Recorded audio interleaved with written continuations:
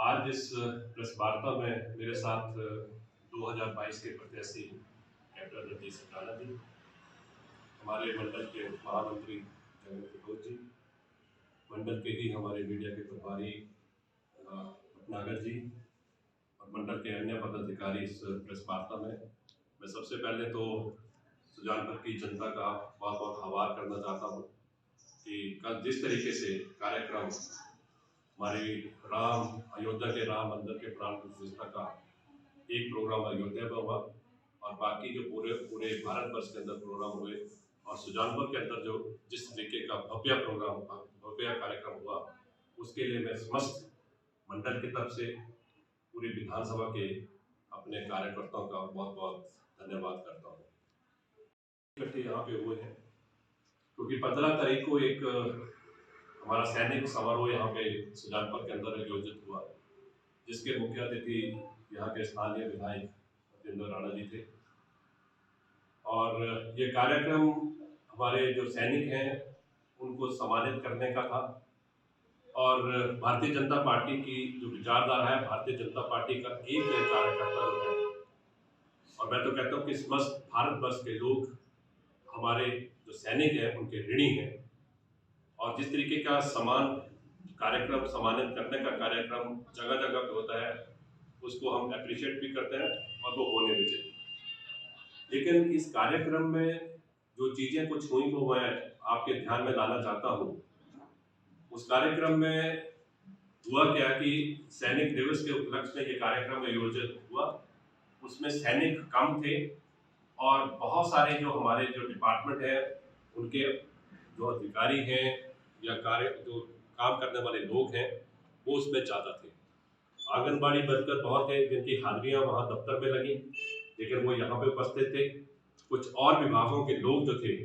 वो भी जिनकी हाजिरियाँ उनके दफ्तरों में लगी, लेकिन यहाँ पे उनको जबरदस्ती लाया गया और कार्यक्रम में अंदर बैठाया गया। तो ये तो मुझे लगता है कि विधायक जी को जवाब देना चाहिए कि किस तरीके की व्यवस्था परिवर्तन की ये बात लोग करते हैं और किस तरीके की व्यवस्था वो व्यवस्थित करना चाहते हैं। अधिकारियों का कार्य जो काम है वो दफ्तरों के अंदर होता है और जब लोग यहाँ पे इकट्ठे होते हैं, अधिकारी यहाँ पे आ जाते हैं, जितने भी वर्कर हैं वो यहाँ पे आ जाते हैं, तो निश्चित रूप से जहाँ डिपार्टमेंट में जो काम करने होते हैं वो काम नहीं होते हैं।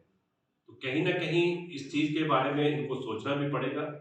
और मैं चेतावनी भी देना चाहता हूँ कि आगे से अगर इस तरह के कार्यक्रम होते हैं और हमारे जितने भी अधिकारी हैं वो इन कार्यक्रमों सरकारी कार्यक्रम हो वहाँ तो बात बन जाती है, लेकिन ये सरकारी कार्यक्रम नहीं था। ये कार्यक्रम का आयोजन जो था वो विधायक के कहने पर ही हुआ था और यहाँ देखा गया है कि सैनिक कम थे और जो आंगनबाड़ी वर्कर थे वो ज़्यादा थे, अधिकारी ज़्यादा थे। तो भी नरेगा से जो काम करने वाले लोग थे जिनकी हाजिरियाँ जगह जगह लगी हैं, चाहे आप यहाँ सुजानपुर की बात करें या सुजानपुर के साथ सारे इलाकों की बात करें, वो ज़्यादातर जो नरेगा के जो काम करने वाले लोग थे उनको भी जबरदस्ती यहाँ पे लाया गया। तो ये इस चीज़ के ऊपर इनको जवाब देना पड़ेगा और मैं चेतावनी के साथ कह देना चाहता हूँ कि अगर आगे से ये चीज़ें ये करते हैं तो निश्चित रूप से ये बात जो है वो सुजानपुर तक सीमित नहीं रहेगी। इसको हम कहीं ना कहीं विधानसभा के अंदर भी इसको बात को उठाया जाएगा और अधिकारियों के लिए भी ये जरूरी है कि वो भी इस व्यवस्था में उनका साथ ना दें, क्योंकि ये काम जो है अधिकारियों का काम ऑफिस के अंदर होता है, ना कि बाहर होता है। परिवर्तन की बात की थी तो साथ में 1 लाख नौकरियों की भी बात करी थी और वो लाख नौकरियां तो छोड़ो और बहुत सारी गारंटियां थी, 10 गारंटियों की अगर बात करी थी तो अभी तक 10 में से एक भी गारंटी जो है वो पूरी नहीं है। इसके ऊपर इनको ध्यान देना चाहिए, क्योंकि ये मत सोचें कि ये हिमाचल के जो लोग हैं वो मूर्ख नहीं है, बहुत समझदार है और वो समझ भी गए हैं। इन्होंने जो झूठी गारंटियां 10 गारंटियां दी हैं इसके ऊपर बिल्कुल भी ये ध्यान नहीं दे रहे हैं, इनको पूरा वो करने वाले नहीं है और मुझे तो लगता है कि सरकार भी पूरा नहीं करना चाहती, क्योंकि इनकी संवेदनहीनता इस तरह इनके अंदर चली गई है कि इस तरह को सोचना ही नहीं चाहते। मैं बताना चाहता हूँ क्योंकि पिछले 6 दिन पहले एक निर्णय लिया है मोदी की सरकार ने कि जो गेस्ट फैकल्टी टीचर हैं, चाहे वो स्कूल के अंदर पढ़ाते हैं या कॉलेज के अंदर पढ़ाते हैं, गेस्ट फैकल्टी में उन्होंने कहा है कि घंटों के हिसाब से उनको जो मानदेय है वो तय होगा।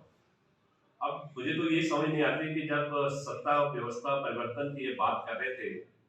सत्तासीन होने की बात कर रहे थे, उस समय पे उन्होंने ये कहा था कि 1 लाख नौकरियां वो देने वाले हैं।